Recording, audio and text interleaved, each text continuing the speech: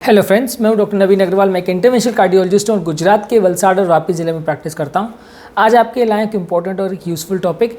आज हम बात करेंगे क्या क्या तरीके हो सकते हैं जिसमें बिना एक्सरसाइज किए या बिना हम जिम गए या बिना डाइटिंग किए हम वेट लॉस कर सकते हैं, इस बारे में बात करेंगे।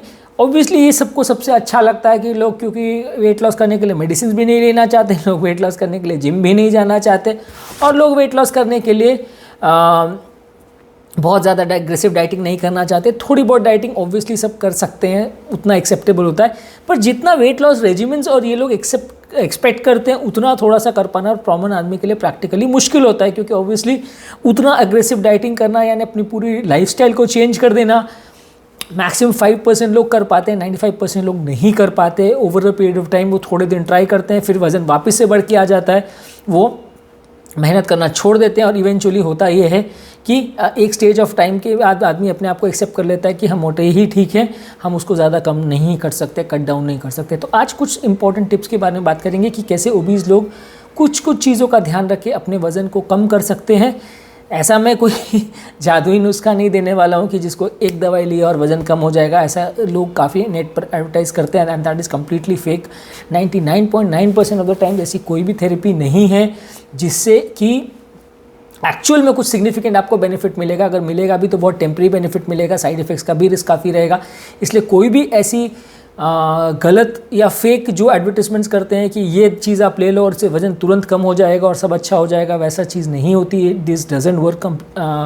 ऐसा नहीं होता। अगर एक्चुअल में ऐसा कोई चीज़ होती जो वर्क कर रही होती तो वो बहुत ज़्यादा मार्केट है उसके लिए। दुनिया भर में कितने % लोग ओबीज हैं, बहुत ज़्यादा बड़ा मार्केट है, पर एक्चुअली रिजल्ट्स डिलीवर नहीं कर पाते हैं, इसलिए ये सब चीज़ें चल नहीं पाती, उतना मार्केट उनका बढ़ नहीं पाता ये सब चीज़ों, क्योंकि रिजल्ट्स नहीं डिलीवर करते लोग। At the end of the day result चाहते हैं, तभी वो दूसरों को बोलेंगे कि हाँ इससे हमें रिजल्ट मिला।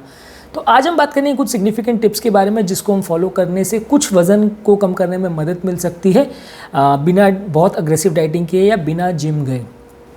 ये टॉपिक काफ़ी इंटरेस्टिंग और यूज़फुल होगा, काफ़ी प्रैक्टिकल यूटिलिटी का होगा, इसलिए रिक्वेस्ट करूँगा कि इसे एंड तक देखें। जो लोग मेरे चैनल पे नए हैं उन्हें रिक्वेस्ट करूँगा कि चैनल को सब्सक्राइब करें। ऐसा करने से हमें चैनल को कंटिन्यू करने के लिए मोटिवेशन और इंस्पिरेशन मिलती है। जो लोग इस कंटेंट को इंग्लिश भाषा में देखना चाहते हैं उनके लिए रिसेंटली हमने डॉक्टर नवीन अग्रवाल कार्डियो केयर इंग्लिश करके चैनल लॉन्च किया है। उस पर वो कंटेंट इंग्लिश में भी देख सकते हैं और उनको ये सारा कंटेंट इंग्लिश भाषा में भी over a period of time हम अपलोड उस चैनल पे करेंगे। आते हैं आज के टॉपिक पर। आज का टॉपिक है वेट लॉस के रिडक्शन के टिप्स पर without aggressive dieting and without aggressive exercise. सबसे पहला इंपॉर्टेंट टिप है घर पर बनाया हुआ खाना प्रेफर करें एज़ फार एज़ पॉसिबल। देखिए, बाहर से अगर आप जब भी खाना खाते हैं तो खाने पर आपका कंट्रोल नहीं रहता। आपको भले ऊपर से वो ऑयली कम लगे या जो भी लगे, लेकिन खासकर इंडियन होटल्स में एक कॉमन बहुत प्रैक्टिस देखी गई है कि लोग फूड को टेस्टी बनाने के लिए या पैलेटेबल बनाने के लिए, खाना जल्दी बनाने के लिए शेफ्स ज़्यादा से ज़्यादा तेल डालते ही हैं।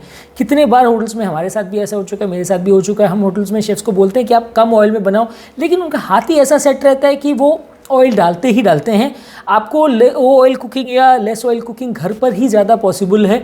बाहर आप उस पर मॉनिटर नहीं कर सकते, क्योंकि जो भी चीज़ आप खाएंगे उसमें कंपैरेटिवली फ़ैट का कंटेंट, अगर बहुत ज़्यादा बोल के भी आपने भी बनवाया तो भी कम से कम डबल तो होगा ही होगा जितना आप घर पर ऑयल डाल सकते हैं उसके कंपैरिजन में।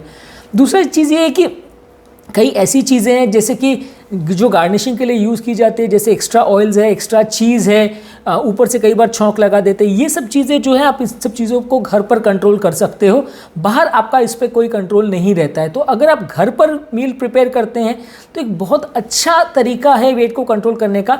जो लोग 80 to 90% ऑफ द टाइम्स घर का खाना खाते हैं, मैक्सिमम 5% या 10% ऑफ द टाइम्स ही बाहर खाते हैं, कंपेरेटिवली वेट रिड्यूस करने का चांसेस उनके ज़्यादा बेटर है एज़ कम्पेयर टू जो लोग बाहर खाते हैं। हाँ, बाहर भी अगर आपको कोई बहुत अच्छी जगह मिल गई जो बहुत ही अच्छा खाना बना रही है और बहुत ही पैलेटेबल खाना बना रही है, बिल्कुल मिनिमम ऑयल बना रही है, तो I think you can still have that. पर अगर 95% ऑफ द टाइम्स जो लोग हम रेगुलर खाना बनाते हैं उनके लिए ये टिप बहुत इंपॉर्टेंट है कि वो एज़ फार एज़ पॉसिबल घर पर बनाए। और घर पर भी बनाने का मेन मतलब यही है कि उन चीज़ों का ध्यान रखें जिनसे फ़ैट बढ़ सकता है, यानी कि जो चीज़ें आपका वज़न बढ़ाती हैं, जैसे कि ऑयल है, फैट है, घी है, चीज़ है, बाकी हाई कार्बोहाइड्रेट वाली डाइट्स है, स्वीट्स है, चीनी है, ये सब चीज़ों पर आप कंट्रोल करें। बाहर कई बार आप एक छोटा सा पीस ऑफ केक या पेस्ट्री भी अगर ले लेते हैं तो उसमें कई बार बहुत ज़्यादा कैलोरी चला जाता है, जितना आप सोच सकते हैं या जितना आप इमेजिन करते हैं उससे काफ़ी ज़्यादा। ठीक है। तो इसलिए एज़ फार एज पॉसिबल घर पर ही कुकिंग का प्रयास करिए, एटलीस्ट 90% ऑफ द टाइम्स आपका मील्स घर पर ही हो तो ज़्यादा अच्छा है। नेक्स्ट है ईट मोर प्रोटीन, यानी प्रोटीन से सब चीज़ों को सप्लीमेंट करें। आप टोटल नंबर ऑफ कैलोरीज से अगर इक्वेट करेंगे तो ऑब्वियसली प्रोटीन और कार्बोहाइड्रेट में लगभग कैलोरी जितना वो देती है वो बराबर होता है, लेकिन प्रोटीन का एक इम्पॉर्टेंट टिप ये रहता है, इम्पॉर्टेंट फ़ायदा ये रहता है कि प्रोटीन जो है कि वो कैलोरी ज़रूर देता है लेकिन वो आपकी बॉडी को सैटिस्फाई बहुत जल्दी एक्टिवेट करता है। यानी आप उतना ही अमाउंट ऑफ कार्बोहाइड्रेट खाएं, उतना ही अमाउंट ऑफ प्रोटीन खाएं तो आपको पेट प्रोटीन खाने पर ज़्यादा भरा हुआ महसूस होगा, आपका और खाने की इच्छा नहीं होगी। और सबसे इंपॉर्टेंट चीज़ इसमें यह है कि जब आपका हंगर सेंटर बॉडी का एक्टिवेट होता है तो आपको भूख लगती है, जब सैटिस्फाई सेंटर ब्रेन का एक्टिवेट हो जाता है तो भूख खत्म हो जाती है, शांत हो जाती है। तो हाई प्रोटीन डाइट लेने से आपका सैटिस्फाई सेंटर जल्दी एक्टिवेट होगा, हंगर सेंटर को बार बार स्टिमुलस नहीं जाएगा, पेट भरा लगेगा, तो कंपैरेटिवली आपका एपेटाइट कम हो जाएगा। तो जो भी चीज़ खाएं ज़्यादा से ज़्यादा प्रोटीन खाएं। और प्रोटीन खाने का ये मतलब नहीं है कि आप प्रोटीन को बनाने के लिए आप उसमें खूब सारा ऑयल डाल दें तो वो कोई मतलब नहीं बचेगा। आप जितना ज़्यादा ब्लैंड प्रोटीन खाएं, जितना ज़्यादा सादा प्रोटीन खाएं, कम से कम ऑयल और कार्बोहाइड्रेट के साथ खाएं, उतना आपके लिए ज़्यादा अच्छा है। कई ऐसी चीज़ें जैसे सीड्स वगैरह होती हैं या ब्रेकफास्ट सीरियल्स होते हैं या एग्स होते हैं, उसका वाइट पोर्शन है, ये चीज़ में इनहेरेंटली बहुत प्रोटीन होता है। शिया सीड्स है, हेम सीड्स है, ये सारी चीज़ों में इनहेरेंटली बहुत प्रोटीन होता है। तो इस तरह की चीज़ों को आप ज़्यादा सब्सटीट्यूट करें एज़ कम्पेयर टू बाकी ब्रेकफास्ट से, तो आपको कंपेरेटिवली आपका वज़न, खाना आप घर पे ही खा रहे हो, खाना आप पेट भर के ही खा रहे हो, लेकिन फिर भी आपका वज़न उतना नहीं बढ़ेगा जितना कि कार्बोहाइड्रेट या फैट वाली मील से बढ़ेगा। नेक्स्ट है ईट मोर फाइबर। आप वैसी चीज़ों को सिलेक्ट करिए जिसमें फाइबर ज़्यादा होता है। फाइबर जो है आपकी गट की मोटिलिटी को भी बेटर करता है, आपका पेट को जल्दी भर जाता है, उससे कंपेरेटिवली उसको डाइजेस्ट होने में एक तो बहुत टाइम लगता है, इसलिए पेट बहुत टाइम तक भरा हुआ महसूस होता है, आपके गट को पूरी तरह से फिल कर देता है और नेक्स्ट मील तक आपको भूख नहीं लगती है। ज़्यादातर लोगों का पेट वज़न बढ़ने का, इनफैक्ट मेरे भी वज़न बढ़ने का रीज़न यही है कि हम खाने के बीच में बहुत ज़्यादा चीज़ें खा लेते हैं। खाने के बीच में हम बहुत सारी चीज़ें ऐसी खाते हैं जिसकी वजह से वज़न बढ़ जाता है। At the end of the day आप जितना खाना खाते हो उसमें जितनी कैलोरी जाती है, उसके बियॉन्ड जो स्नैक्स आप खाते हो उसमें उससे डबल कैलोरी या उतनी कैलोरी एटलीस्ट चली जाती है। तो एक्चुअली आपका जितना खाना है वो डबल हो जाता है। तो वो चीज़ों को अगर आप कट डाउन कर सकते हैं तो ज़्यादा अच्छा है। तो उसके लिए इम्पॉर्टेंट चीज़ है कि आप प्रोटीन वाली चीज़ें ज़्यादा खाएं, फाइबर वाली चीज़ें ज़्यादा खाएं, इससे पेट ज़्यादा भरा महसूस होगा, डाइजेशन बहुत स्लो होगा, गट के थ्रू फूड का ट्रांजिशन टाइम बढ़ जाएगा, कॉन्स्टिपेशन कम होगा, उसमें पानी ज़्यादा भर जाता है तो कंपेरेटिवली आपका कॉन्स्टिपेशन वाला प्रॉब्लम भी कम होगा और आपका ज़्यादा बैलेंस डाइट आपको मिलेगा कंपेरेटिवली। इसके लिए आप ऐसा कर सकते हो कि फ्रूट्स ज़्यादा खाएं, होल ग्रेन ज़्यादा खाएं। रिफाइंड या प्रोसेस्ड ग्रेन्स ज़्यादा अगर आप खाते हो तो उसमें उतना फाइबर नहीं होता, उसका रिफाइन जब करते हैं तो सारा फाइबर कंटेंट निकाल दिया जाता है। तो आप ज़्यादा फ्रूट्स और सब्ज़ी और ज़्यादा ग्रेन्स खाएँ तो ज़्यादा अच्छा है, होल ग्रेन्स खाएँ तो ज़्यादा अच्छा है। नेक्स्ट इंपॉर्टेंट टिप है प्रोबायोटिक, यानी गट में बैक्टीरिया को ज़्यादा स्टिमुलेट करें, वैसी वाली चीज़ें खाएं जिसमें प्रोबायोटिक है। प्रोबायोटिक की गोलियां भी आती है, वो आप ले सकते हैं।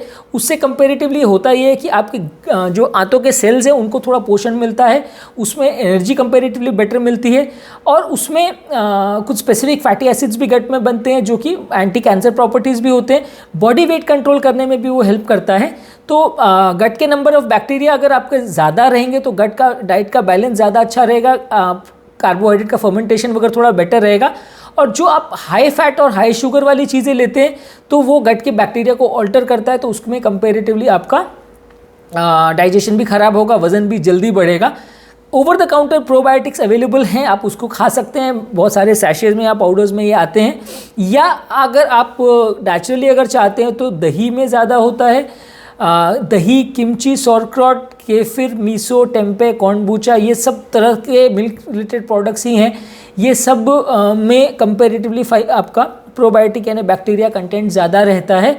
तो ये प्रोडक्ट्स अगर आप लेते हैं तो गट के बैक्टीरिया थोड़ा ज़्यादा एक्टिवेट होते हैं और ज़्यादा उनकी कंटेंट रहती है, तो ये भी वज़न कम करने में थोड़ा सा हेल्प करता है। इसको आप एडिशनल पाउडर सैशे में भी ले सकते हैं या मेनली दही वाली चीज़ें ज़्यादा खाएं तो ज़्यादा अच्छा है। हाई बैक्टीरिया या इस तरह के कंटेंट वाली चीज़ें ज़्यादा खाएं तो अच्छा है। नेक्स्ट इंपॉर्टेंट टिप है स्लीप अच्छी रखिए। स्लीप बॉडी के मेटाबॉलिज्म को पॉजिटिवली अफेक्ट करती है। बहुत ज़्यादा नहीं सोना है, लेकिन स्टडीज़ ने ऐसा शो किया है कि जो लोग 6 घंटे से कम की नींद रखते हैं उनको कंपैरेटिवली ओवरवेट या ओबीज होने का चांस ज़्यादा है।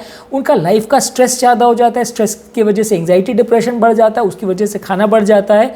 तो दूसरा एक चीज़ ये भी है कि कई बार लोग अपने आप को बहुत ज़्यादा अवेक रखने के लिए या कंटिन्यूस जागते रहने के लिए भी रात को एक्स्ट्रा चीज़ें खाते रहते हैं। ये ऐसा मैंने खुद भी एक्सपीरियंस किया है कि जब भी मैं कोई लेट नाइट स्टडीज़ वगैरह करता हूँ या लेट नाइट जागता हूँ कोई भी चीज़ के लिए, तो जितना देर एक्स्ट्रा मैं जागता हूँ उसके कंपैरिजन में मैं बहुत ज़्यादा एक्स्ट्रा उसमें खा लेता हूँ। उस टाइम में आप फ्रिज में जो भी रखा हो अब जाके वो खा लेते हैं, कोई स्नैक कर लेते हैं, कोई चाय बना लेते हैं। कई बार ज़्यादा जागने के लिए आप 2-3 बार चाय पी जाते हैं। अब एक चाय में ऑन एवरेज 100 से 150 कैलोरीज होता है, 3 बार आपने चाय पी लिया तो 500 कैलोरी, यानी एक मील जितना खाना हो गया। या आपने चाय के साथ 2-3 बिस्किट्स खा लिए तो भी 200-250 कैलोरी हो गया। तो आपको कैलोरी का कैलकुलेशन रखना भी बहुत ज़्यादा ज़रूरी है। ये भी एक बहुत इंपॉर्टेंट चीज़ है कि आप क्या खा रहे हो और कितना खा रहे हो, उसका एक फूड डायरी मेंटेन कीजिए। आपके लिए बहुत इंपॉर्टेंट है कि आप हिसाब रखें कि आप कितना खा रहे हैं। और हमारा मेन पॉइंट जिस पर हम बात कर रहे थे कि स्लीप अच्छी रखना ज़रूरी है। बहुत ज़्यादा ओवरनाइट और लेट नाइट वर्क करना है थोड़ा सा अवॉइड कीजिए। एटलीस्ट 7-8 घंटे की स्लीप होनी चाहिए, 6 आवर्स से ज़्यादा होनी चाहिए। मैं ऐसा नहीं कहूँगा कि 12 घंटे और 15 घंटे सोइए, पर एटलीस्ट 7 to 8 आवर्स की स्लीप रखिए। तो उसमें कंपेरेटिवली आपका रात का जागना कम होगा, ओवर नाइट स्नैकिंग करना कम होगा, जागने के लिए जो आप टी और कैफिनेटेड बेवरेजेस लेते हैं वो कम होगा, और आपको बॉडी का मेटाबॉलिज्म एक पॉजिटिव वे में आपका स्टिमुलेट होगा, जिसकी वजह से आपको मोटापे का प्रॉब्लम कम होगा, एंग्जाइटी डिप्रेशन कम होगा, इसलिए ओवर ईटिंग भी कम होगा। ये एक तरह का विशेष साइकिल है कि एक चीज़ से दूसरी आ जाती है। तो आप जितना ज़्यादा ध्यान रखोगे उतना आपका कंपैरेटिवली वजन बढ़ना कम होगा। नेक्स्ट इंपॉर्टेंट टिप है योगा या स्ट्रेस को कम करने के लिए मेडिटेशन करिए। मेडिटेशन वगैरह करने से बॉडी का स्ट्रेस लेवल कम होता है, बॉडी में अंदर जो कॉर्टिसोल हार्मोन और ग्लूकोकॉर्टिकॉइड्स बनते हैं वो कंपैरेटिवली कम होते हैं। ये कॉर्टिसोल लेवल्स जो हैं और जो स्ट्रेस है बॉडी का वो ओवर ईटिंग को ट्रिगर करता है। जितना आपका मन अशांत होगा, जितना आपका मन विचलित होगा, उतना आप ज़्यादा खाना खाओगे, और ज़्यादा खाना खाओगे तो डेफिनेटली वजन बढ़ेगा। बहुत सारे पेशेंट जो डिप्रेशन के शिकार होते हैं या एंग्जाइटी के शिकार होते हैं वो वज़न उनका बढ़ ही जाता है। रीज़न बीइंग कि वो ओवर ईट करते हैं अपने एंग्जाइटी को कम करने के लिए। ऐसा बॉडी के स्ट्रेस हार्मोन्स की वजह से होता है। स्ट्रेस हार्मोन्स नॉर्मली एक उनका टेंडेंसी ही रहती है कि स्ट्रेस हार्मोन बॉडी बनाती तब है जब बॉडी को लगता है कि कोई डेंजर है, और स्ट्रेस हार्मोन्स जब बनाती है तो बॉडी एक तरह से चाहती है कि आपका शुगर लेवल्स थोड़ा हाई रहे। शुगर लेवल्स हाई करने के लिए वो स्ट्रेस हार्मोन जो है वो एक्ट करके सेल्स पर शुगर लेवल्स को बढ़ाते हैं, प्लस थोड़ा सा आपको खाने के लिए भी इनकरेज करते हैं कि आप अगर पॉसिबल है तो थोड़ा ज़्यादा खा लीजिए ताकि ब्लड शुगर लेवल्स मेंटेन रहे, ताकि अगर इमरजेंसी में बॉडी को कोई ज़रूरत हो तो शुगर कम ना पड़े। तो ये बॉडी का नेचुरल डिफेंस मैकेनिज्म है। लेकिन जब लोग ओवर स्ट्रेस में रहते हैं, ओवर एंग्जाइटी करते हैं, तो इनसे वो स्ट्रेस हार्मोन्स कंटिन्यूसली रहते हैं, तो इसलिए वजन बढ़ जाता है उनका, ज़्यादा खाना खा लेते हैं। तो योगा मेडिटेशन करके आप मेंटल लेवल स्ट्रेस लेवल्स को कम कर सकते हैं। इससे आपका मन शांत रहेगा और स्ट्रेस हार्मोन्स बॉडी में कम बनेंगे, तो इससे आपका वजन कंपैरेटिवली कम होगा। जितना एक्सरसाइज का बेनिफिट है उतना ही मेंटल स्ट्रेस को कम करने का बेनिफिट है। तो योगा बाकी एक्सरसाइज के कंपैरिजन में इसलिए ज़्यादा बेनिफिशियल भी होता है। बाकी एक्सरसाइज में ठीक है आपने कैलोरी लॉस तो कर लिया, लेकिन मेंटल स्ट्रेस के लिए वो कुछ नहीं कर रहे हैं। योगा आपका मेंटल स्ट्रेस लेवल्स को भी कम करेगा। तो अगर दूसरी एक्सरसाइज आप कर रहे हैं उसके कंपैरिजन में आई वुड रिकमेंड कि आप योगा ज़्यादा कर सकते हैं। यानी योगा के बारे में हमने ऑलरेडी एक सेपरेट वीडियो किया है जो कि आप मेरे चैनल पे देख सकते हैं। कौन सी योगा पोजेस हार्ट पेशेंट्स के लिए अच्छा है, हमने इस बारे में टॉपिक किया है, वो आप देख सकते हैं। पर डेफिनेटली अगर आपको एक्सरसाइज करना है तो योगा अच्छा तरीका है, उससे मन शांत रहेगा, मन विचलित नहीं होगा। रेगुलर एक्सरसाइज करने से योगा करने से आपका जो है कंपैरेटिवली मन शांत रहेगा, आपका एक्सरसाइज तो होगा ही, बॉडी का कैफिनेटेड कंटेंट्स कम होगा। बहुत सारी एंटी डिप्रेसेंट्स और इस तरह की मेडिसिन जो लोग लेते हैं उनसे भी वजन बढ़ता है। और एज़ फार एज़ पॉसिबल आप कोशिश करिए कि अगर नॉन इसेंशियल आपकी कोई कमिटमेंट्स हैं या कोई इस तरह की पार्टीज़ वगैरह हैं जहां आपके नहीं जाने से अगर काम चल सकता है तो वो सब चीज़ों को भी आप अवॉइड करें। तो उसमें भी कई बार एडिशनल खाना हो जाता है, तो वो सब चीज़ों को आप कंपैरेटिवली कम करें। अगर आउटडोर्स आप जा रहे हैं तो आउटडोर्स जाने का ये मतलब नहीं कि आउटडोर्स का आप खाना खाने के लिए जा रहे हो। आप आउटडोर्स जो है घूमने फिरने के लिए, एक्सरसाइज करने के लिए, बॉडी को एक्टिव रखने के लिए जाइए, पर आप उसमें बहुत ज़्यादा स्नैकिंग मत करिए। कुछ सोशल कमिटमेंट्स अगर बहुत ज़रूरी नहीं है तो उसे अवॉइड करिए। इसके अलावा नेक्स्ट इंपॉर्टेंट टिप है विटामिन डी ज़्यादा खाइए। जितना ज़्यादा आप विटामिन डी लेते हैं वो एक तरह से मेटाबॉलिक हार्मोन है जो बॉडी के डिप्रेशन और एंग्जाइटी को कम करता है, डायबिटीज़ में भी हेल्पफुल है, हड्डियों की ताकत को भी बेटर करता है, ऑस्टियोआर्थराइटिस और ऑस्टियोपोरोसिस की बीमारियों के लिए भी अच्छा है। विटामिन डी ज़्यादातर एनिमल फूड्स में ज़्यादा रहता है, जैसे एग योक है, फैटी फिश है, कुछ मशरूम्स है, कुछ फोर्टिफाइड फूड्स में भी रहता है, कुछ फूड्स में ऊपर से भी डाल देते हैं तो उसको फोर्टिफाइड फूड बोलते हैं, उसमें भी अच्छा रहता है। तो विटामिन डी या तो आप अलग से टैबलेट्स लीजिए या उसको आप डाइट के साथ ले सकते हैं, पर ये कंपैरेटिवली आपको वज़न कम करने में हेल्प करेगा। एक तरह से पॉजिटिव मेटाबॉलिज्म इंड्यूस करता है तो थोड़ा सा वज़न कम करने में मदद मिलती है, ऐसा कुछ स्टडीज़ में शो किया है। मैं ऐसा नहीं कह रहा हूँ कि सिर्फ विटामिन डी खाइए उससे वज़न आपका कम हो जाएगा, या विटामिन डी लेने के लिए आप बहुत ज़्यादा फैटी फूड ले लें। ऑब्वियसली एनिमल फूड में विटामिन डी ज़्यादा होता है, एग योक में ज़्यादा है, तो आप एग योक बहुत ज़्यादा खाने लग जाओ कि मेरे को विटामिन डी मिलेगा तो वज़न कम हो जाएगा, तो उसके बदले उतना ज़्यादा कोलेस्ट्रॉल चला जाएगा। वैसा नहीं, सिलेक्टेड फूड्स में आप अगर विटामिन डी साथ में ले तो अच्छा है। आपको ऐसा देखना पड़ेगा कि जिसमें विटामिन डी तो आपको मिल रहा है लेकिन फैट उतना ज़्यादा नहीं बढ़ रहा, तो वो फूड आपके लिए ज़्यादा अच्छे हैं। नेक्स्ट इंपॉर्टेंट टिप है कि खाने को मल्टीपल स्मॉल पोर्शंस में खाइए, छोटे छोटे पोर्शन में डिवाइड करिए। जो अपने इंडियन मील्स में लोगों का टेंडेंसी रहता है कि 3 बार पेट भर के लोग खा लेते हैं और उसके बीच में जब भी टाइम मिलता है थोड़ा बहुत स्नैकिंग करते रहते हैं, तो वो अच्छा नहीं है। मल्टीपल पोर्शंस में 3 के बदले 6 से 8 पोर्शंस में मील्स को डिवाइड करें तो ज़्यादा अच्छा है। कुछ स्टडीज़ ने ऐसा शो किया है कि जो लोग मल्टीपल टाइम्स फूड को खाते हैं या हर 2-2, 3-3 घंटे में फूड डिवाइड करके खाते हैं, उनका लॉन्ग टर्म सैटिस्फैक्शन लेवल ज़्यादा अच्छा रहता है। इंटरमीडिएट बीच में स्नैकिंग करने की उनको ज़रूरत नहीं पड़ती, तो ओवरऑल दिन भर का इंटेक जो है मील का कम रहता है। यानी मान के चलिए कि अगर आप एक बार खाना खा रहे हो उसमें आप 5 रोटी या 6 रोटी खा रहे हो, तो उसके बदले उसी चीज़ को आप 2-2 घंटे के ब्रेक्स में 2-2 रोटी करके खाइए, या एक बार में आप 2 कटोरी सब्जी खा रहे हो या 2 कटोरी सब्जी और 2 कटोरी दही या व्हाटएवर आप खा रहे हो, तो उसको 3 पार्ट्स में डिवाइड करके या 4 पार्ट्स में डिवाइड करके खाएं, तो आपका कंपेरेटिवली पेट ज़्यादा टाइम भरा रहेगा, आपको बीच में स्नैक करने की ज़रूरत नहीं पड़ेगी और आपको ओवरऑल दिन भर का आप कैलोरी इंटेक कैलकुलेट करोगे तो उतना ही खाना आप पूरे दिन भर चला सकते हो जितना आप रेगुलर बेसिस पे अगर आप चलाते हो तो आपको उसमें बीच में स्नैक करने की ज़रूरत पड़ती है। ऐसा इसलिए है क्योंकि जब आप एक बार में बहुत ज़्यादा खा लेते हो तो उसमें 2-3 घंटे तो पेट ज़रूर भरा रहता है, लेकिन जब मील्स में 8-8 घंटे का गैप रहता है तो सेकेंड मील से कुछ घंटे पहले आपका पेट वापस से खाली हो जाता है और उस समय मील के एंटिसिपेशन में आपको ऑलरेडी एसिडिटी वगैरह होना चालू हो जाता है, तो आपको उस समय कुछ खाने की ज़रूरत पड़ने लगती है। तो खाना खाने के 4-5 घंटे के बाद आप डेफिनेटली खाना खाने की कोशिश करोगे। उसके बदले अगर आप 2-2, 3-3 घंटे के ब्रेक्स में अगर खाना को खाते हो तो कंपैरेटिवली आपका पेट ज़्यादा भरा रहेगा और आपको बार बार स्नैक करने की ज़रूरत नहीं पड़ेगी। बीच में जो ये स्नैक्स लोग खाते हैं उसमें ज़्यादातर जो लोग खाते हैं वो या तो चाय कॉफ़ी वगैरह ज़्यादा पी लेते हैं या उसमें स्नैक्स वगैरह ज़्यादा खा लेते हैं, कार्बोहाइड्रेट वाली चीज़ें ज़्यादा ले लेते हैं, तो उसमें आपको कंपैरेटिवली उतना फ़ायदा नहीं होगा, कैलोरी बहुत ज़्यादा बढ़ जाएगी। तो आपका ओवरऑल दिन भर में जितना खाने में कैलोरी जा रही है उतना ही कैलोरी स्नैक में भी चली जाएगी, तो आपको उसको कम करना है। नेक्स्ट इंपॉर्टेंट टिप है, जब भी आप खाना खाएं स्मॉलर प्लेट में खाएं। काफ़ी साइकोलॉजिकल स्टडीज़ ने ऐसा शो किया है कि अगर आप पूरा बड़ा प्लेट में खाते हैं और उसको 2 बार या 3 बार जो नॉर्मल लोगों की टेंडेंसी होती है पूरा रीफिल करते हैं, खासकर पार्टीज़ वगैरह में, तो उसमें आपका खाने का क्वांटिटी डबल हो जाता है। उसके बदले छोटी प्लेट लें।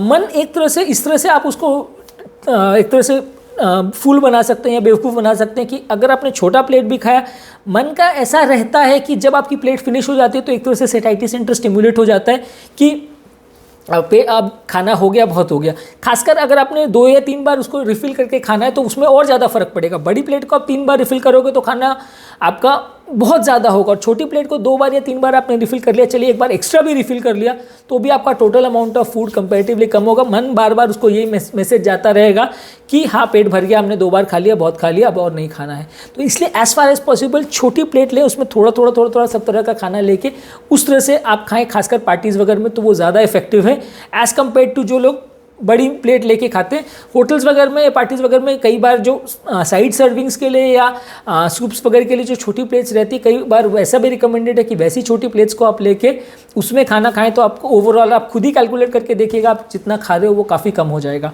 अगर आप पूरी भरी हुई प्लेट बड़ी 2-3 बार रिफ़िल करते हो तो आपका खाना कई गुना बढ़ जाएगा। नेक्स्ट इंपॉर्टेंट टिप है, कोई भी ऐसा बेवरेज या कोई भी ऐसा ड्रिंक ना ले जिसमें शुगरी कंटेंट ज़्यादा है। शुगर के बदले आप वाटर में कोई हर्ब्स डाल के या कोई फ्रूट एक्सट्रैक्ट वगैरह यूज़ करके ले सकते हैं। बहुत सारे ड्रिंक्स ऐसे होते हैं जिसमें शुगर कंटेंट बहुत ज़्यादा होता है, फ्रक्टोज कंटेंट बहुत ज़्यादा होता है, वो सब चीज़ों की वजह से आपका वज़न काफ़ी बढ़ जाता है। तो एज़ फार एज़ पॉसिबल कोई भी हर्बल प्रोडक्ट्स हैं जैसे जिंजर है, मिंट है, खीरा है, बेरीज़ हैं, उसको पानी के साथ लें या पानी के साथ उनको प्रिपेयर करके कुछ फ्लेवर्स वगैरह डाल के आप लें, वो ज़्यादा अच्छा है। नींबू पानी वगैरह ले सकते हैं। तो ये आपको कंपेरेटिवली जिसमें लेस शुगर वाली ड्रिंक्स है ये आपका वज़न थोड़ा कम करेगी।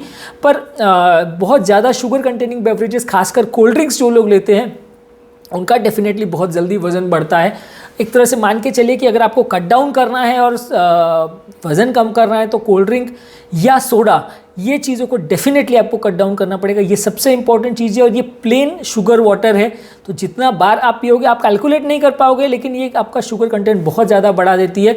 आपको लगता है यार 200 ml पी रहा हूँ, उसमें एक 100 ml में लिखा है 44 कैलोरीज, तो बहुत ज़्यादा नहीं, लेकिन वो प्लेन शुगर ही है, पानी और शुगर, तो वो कंपेरेटिवली नुकसान करेगा। आपको शुगर तो कट डाउन करना ही करना है अगर आपको वज़न कम करना है तो। और उसमें सबसे अच्छा चीज़ और सबसे ईजी चीज़ ये है कि ये बेवरेजेस को आप कट डाउन करिए। ज़्यादातर आप कहीं पे भी आउटिंग्स वगैरह के लिए जाते तो बहुत ज़्यादा टेंडेंसी हो जाती है, खासकर मूवी थिएटर्स वगैरह में, कि आप बहुत ज़्यादा कोल्ड ड्रिंक्स वगैरह लेते हो। तो एज़ फार एज़ पॉसिबल ये चीज़ों को आप अवॉइड करिए, इसमें फैट कंटेंट आपको बहुत ज़्यादा मिलेगा और डेफिनेटली वज़न आपका बढ़ेगा। नेक्स्ट इंपॉर्टेंट टिप है कि जो भी स्नैक्स आप प्रिपेयर कर रहे हो उनको थोड़ा सा हेल्दी वे में प्रिपेयर करें। उसमें चूज़ ऐसे प्रोडक्ट्स को करें जिसमें वज़न कंपैरेटिवली उतना ज़्यादा नहीं बढ़े। कुछ नेचुरल फूड्स हैं जैसे दही वगैरह है, हाई फाइबर कंटेंट वाली चीज़ें, एप्पल्स, बनाना, ऑरेंज है। हाई फाइबर वेजिटेबल्स हैं जैसे कैरेट्स है, ब्रोकोली है। कुछ नट्स वगैरह जिसमें बहुत ज़्यादा सॉल्ट वगैरह ना हो, खासकर काजू है या वॉलनट्स है, उसमें सॉल्ट ऊपर से ना डालें, तो वैसी सारी चीज़ों को आप ले सकते हैं। लेकिन आप कोई भी चीज़ जिसमें ऑयल है या जो डीप फ्राइड है वैसे स्नैक्स को आप कंपेरेटिवली अवॉइड कीजिए। स्नैक्स में भी मतलब जैसे मैंने कहा कि खाने के बीच में काफ़ी बार लोग स्नैक करते हैं, वो स्नैक्स को भी आप अगर प्रॉपरली चूज़ करेंगे कि आप ये स्नैक अच्छा है ये बुरा है, तो भी आपका कैलोरी कट डाउन करने में काफ़ी मदद मिलेगा। ज़्यादातर स्नैक्स में आप अगर 4 चीज़ें रखिए तो उसमें जो फ्रूट्स और वेजिटेबल्स है, खासकर जो हाई फाइबर फ्रूट्स है जैसे एप्पल्स, बनाना, ऑरेंजेस, ये सब चीज़ों को ज़्यादा प्रेफर करें, उससे आपका वज़न कंपैरेटिवली कम बढ़ेगा। पेट लगभग उतना ही भर जाएगा। आप एक समोसा खा रहे हो उसके बदले एक एप्पल खा रहे हो, उसमें ज़मीन आसमान का फ़र्क है, क्योंकि कैलोरी कंटेंट जितना समोसा में जाएगा वो कई गुना ज़्यादा होगा। एप्पल कंपैरेटिवली नेचुरल शुगर है तो उतना ज़्यादा अब्जॉर्ब नहीं होगा, तो आप कंपैरेटिवली जो वज़न बढ़ना है उसमें काफ़ी फ़र्क पड़ जाएगा। ये स्नैक के बीच में जैसे पिज़्ज़ा वगैरह, ये जो हाई चीज़ प्रोडक्ट्स हैं ये बहुत ज़्यादा नुकसान करते हैं। आप कैलकुलेट करके देखिए या इंटरनेट पर सर्च करके देखिए कि पिज़्ज़ा की एक स्लाइस में कितनी कैलोरीज होती हैं। ऑन एन एवरेज पिज़्ज़ा की एक छोटी सी स्लाइस जो 1/4 साइज ऑफ मतलब छोटे पिज़्ज़ा को आप 4 स्लाइस में अगर कट कर रहे हो तो एक स्लाइस में 250 से 350 कैलोरी तक होता है, डिपेंडिंग कि किस तरह से उसको प्रिपेयर किया। एक छोटे साइज़ का 6 इंच का भी अगर आप पिज़्ज़ा ले लेते हो तो लगभग 1200-1300 कैलोरी जितना चला जाता है, जितना पूरे एक आदमी को पूरे दिन भर में खाना चाहिए, उतना खाना या उतनी कैलोरी एक छोटे से 6 इंच के पिज़्ज़ा में चला जाता है। तो ये बहुत ज़्यादा हाई कैलोरी फूड्स है, कैलोरी डेंस फूड्स है। तो स्नैक करने के लिए ऐसी चीज़ों को बिल्कुल बंद करना है आपको। वो चीज़ों पर मैं ऐसा नहीं कहूँगा कि आप महीनों सालों नहीं खाएं, वंस इन अ वाइल खाएं, पर इन सब चीज़ों पर आप जितना ज़्यादा कट डाउन करोगे उतना ज़्यादा आपको फ़ायदा मिलेगा, जितना अग्रेसिवली कट डाउन करोगे उतना फ़ायदा मिलेगा। नेक्स्ट इंपॉर्टेंट टिप है ज़्यादा चबाएं। खाना को आप जितना ज़्यादा बार चबाएंगे ब्रेन को बार बार मैसेज जाता है, गले की मसल्स थक जाती हैं, मुंह की मसल्स थक जाती हैं, तो वो ब्रेन को बार बार मैसेज देती है कि भाई हो गया और नहीं खा सकते। तो ये एक बहुत इंपॉर्टेंट टिप है कि जब भी आप खा रहे हो तो जितना अमाउंट ऑफ खाना आप खा रहे हो उसको जल्दी जल्दी मत खाइए, उसको आप चबा चबा के धीरे धीरे करके खाइए, तो आपको कंपैरेटिवली मुंह में टेस्ट भी अच्छा आएगा, ब्रेन के सेंटर्स भी सैटिस्फाई के ज़्यादा स्टिमुलेट होंगे, ज़्यादा एक्टिवेट होंगे, आपको मैसेज मिलेगा ब्रेन को कि आपका पेट भर गया है, तो कंपैरेटिवली आप कम खाएंगे। तो जितना अभी आप खाना खा रहे हैं उसको प्रॉपरली चू करके अच्छी तरह से धीरे धीरे करके खाएं तो ज़्यादा अच्छा है। वो आपके लिए लॉन्ग टर्म आप खुद ही देखोगे कि जितना आप खाना आप चबा चबा के खाते हो और जितना खाना आप जल्दी खाते हो उसमें जितने में पेट भरता है वो उसमें ऑलमोस्ट डबल का फ़र्क होता है। यानी कि आपको पेट भरने के लिए अगर आप जल्दी जल्दी खा रहे हो तो जितना खाना खाना पड़ेगा वो ऑलमोस्ट डबल होगा एज़ कम्पेयर टू जो आप चबा चबा के अगर धीरे धीरे करके खाएँ तो उसमें जितना बेनिफिट होगा। नेक्स्ट इंपॉर्टेंट टिप है माइंडफुल ईटिंग करिए। वेट मैनेजमेंट के हिसाब से जो जो चीज़ें अच्छी है वो ध्यान में रख के उसके बारे में फोकस करके खाइए। कई बार आप जब खाना खा रहे होते हैं तो मन आपका अगर डिस्ट्रैक्टेड हो जाए और उस समय आप टीवी देख रहे हो, लैपटॉप देख रहे हो, कोई चीज़ सुन रहे हो, मन उस तरफ डाइवर्टेड है, तो वो खाना खाने का बहुत बड़ा रीज़न हो जाता है, क्योंकि माइंड उसमें लगा हुआ है तो ब्रेन का सेंटाइटी सेंटर स्टिमुलेट नहीं हो पाता कि आपको पेट भर गया है, वो मैसेज ब्रेन तक नहीं पहुंच पाता। तो जब भी आप खाना खा रहे हो तो उसमें मोबाइल फ़ोन्स, टीवी, सब चीज़ को बंद रखिए, फोकस करिए खाने पर और खाने को ही खाइए। उस समय बहुत ज़्यादा बातें भी मत करिए। आप अगर उस समय बातें करने में भी इन्वॉल्व है तो आप मान के चलिए कि आपका खाना 1.5 गुना या डबल हो जाएगा, क्योंकि उस समय मन का फोकस खाने पर ही होना चाहिए। अगर आपका मन का फोकस टीवी पे है, मोबाइल पे है, या आपका फोकस अगर उस समय बातें करने में है, तो आपका खाना ऑलमोस्ट 1.5 गुना डबल हो जाएगा। आपका पेट ही नहीं भरेगा, आप खाते जाओगे, क्योंकि उस समय आपका मन जो है उस टीवी को एंजॉय करने में लगा हुआ है या उन बातों को एंजॉय करने में लगा हुआ है, जिसकी वजह से आप का ध्यान खाने पर नहीं जा रहा, ब्रेन को मैसेज ही नहीं पहुंच रहा कि आपका पेट भर गया है। तो आपका फूड कंजम्पशन कई गुना फ़र्क पड़ जाएगा अगर आप खाने पर ही फोकस करिए खाने के टाइम, और उस समय कोई डिस्ट्रैक्शंस नहीं होने चाहिए। इसका लास्ट और इम्पॉर्टेंट टिप जो हम बात करेंगे कि as far as possible family meals रखें। फैमिली मील्स में अगर सब लोग मिल के साथ में अगर खाते हैं तो कंपैरेटिवली वेट मैनेजमेंट में एक अच्छा क्रूशियल रोल होता है, क्योंकि उस समय जैसा कि मैंने कहा आपका माइंड डिस्ट्रैक्ट नहीं होगा, आप बहुत ज़्यादा क्या खा रहे हो, कैसा खा रहे हो, आप खुद का भी आपका फोकस रहेगा और फैमिली वालों का भी फोकस रहेगा कि आपने कितना बार खा लिया, कितने बार नहीं। कई बार हम क्या है कि हम कितना खा लेते हैं, कितना वो चीज़ें बार बार सर्व कर लिया, फोकस नहीं रहता। फैमिली के साथ बैठ के अगर आप प्रॉपरली सब मील पर फोकस करें, फैमिली के साथ बैठने का मैं ये नहीं कह रहा हूँ कि आप बहुत ज़्यादा बातें करें और उस समय ऊपर ही ध्यान रहे और सारा डिस्ट्रैक्शंस में ही आपका ध्यान रहे, वैसा नहीं है। पर फैमिली के साथ मिलकर अगर आप मील को एंजॉय करते हैं तो कंपैरेटिवली आपका वज़न कम होने का चांस ज़्यादा है। काफ़ी लोगों ने इस तरह का वो किया है कि जो लोग अकेले रहते हैं, डिप्रेशन वगैरह में रहते हैं, अकेले सिंगल घर में रहते हैं, कोई फैमिली मेम्बर नहीं रहता, उनके वजन बढ़ने का चांस कंपैरेटिवली काफ़ी ज़्यादा है। और एज़ कम्पेयर जो लोग अच्छा फैमिली टाइम स्पेंड करते हैं, फैमिली के साथ टाइम बिताते हैं, खाना सारा फैमिली के साथ खाते हैं, वैसे लोगों को पॉजिटिव स्टिमुलस भी ब्रेन को मिलता है, वैसे लोगों को कंपैरेटिवली वजन बढ़ने का चांस है। ये बहुत बड़ी कोई रैंडमाइज ट्रायल नहीं है, पर छोटी स्टडीज़ हैं जो इस तरह की डेटा शो करती है। तो have a good family time, इससे आपका मेंटल डिप्रेशन और स्ट्रेस भी कम होगा, खाना भी कम होगा और वजन भी कम होगा। ये जो थोड़े बहुत उसको ये टिप्स के बारे में मैंने बात की, ये ऐसा नहीं है कि जो लोग एक्सपेक्ट करें कि मैंने कोई रामबाण दवाई बताई जिसको आपको खाने से तुरंत वजन कम हो जाएगा, वैसा नहीं है। आपको ये सारी चीज़ों को अपने प्रैक्टिस में अगर आप लाते हैं तो थोड़ा वजन बढ़ने का कंपैरेटिवली चांस कम हो जाएगा और आपकी लाइफ कंपैरेटिवली हेल्दी हो जाएगी और आपको वजन से रिलेटेड उतने ज़्यादा प्रॉब्लम्स कंपैरेटिवली कम होगी। मेरे चैनल का बेसिक पर्पज़ ये है कि हार्ट और हेल्थ से रिलेटेड साइंटिफिकली करेक्ट इन्फॉर्मेशन मैं आपके लिए ईजिली अवेलेबल करता हूँ, ताकि इस तरह के कंटेंट के लिए आपको भटकना नहीं पड़े, आपको जगह जगह डॉक्टर्स और फ्रेंड्स और रिलेटिव्स पर डिपेंडेंट ना होना पड़े। डॉक्टर्स कई बार टाइम कंस्ट्रेंट की वजह से सारी चीज़ें नहीं बता पाते हैं और फ्रेंड्स और रिलेटिव से मिली हुई इन्फॉर्मेशन कई बार आधी सही आधी गलत होती है, जिसको फॉलो करने से कई बार फ़ायदा होने के बदले नुकसान हो जाता है। हम चाहते हैं कि इस तरह का कंटेंट आपके लिए ईजिली अवेलेबल रहे, ताकि आप उसको समझ सके, समझा सके, अपनी लाइफ को बेटर बना सके और अपने पेशेंट्स की लाइफ को बेटर बना सके, डॉक्टर के साथ बीमारी को डिस्कस बेटर वे में कर सकें। यदि आपको चैनल का कॉन्सेप्ट अच्छा लगता है तो वीडियोस को लाइक कीजिए, चैनल को सब्सक्राइब कीजिए। यदि आपको लगता है कि आपका ये हमारा कंटेंट आपके फ्रेंड्स और रिलेटिव्स के लिए यूजफुल है तो लिंक को उनके साथ शेयर कीजिए।